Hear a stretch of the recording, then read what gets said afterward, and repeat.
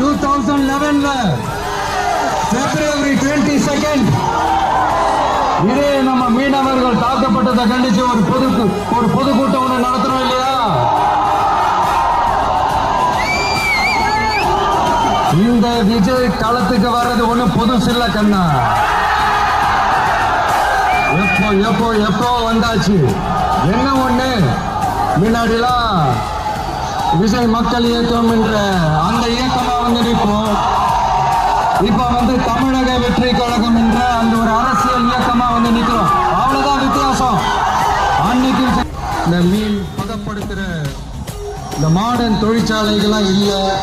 அது மட்டும் இல்ல, இந்த அடிப்படை வசதிகள் கொண்ட இந்த வீடுகள்லாம் இல்லாம ரொம்ப அதிகமா இந்த குடிசை பகுதிகள் இருக்கிற ஊரு நம்ம நாகப்பட்டினம் ஊரு தான்.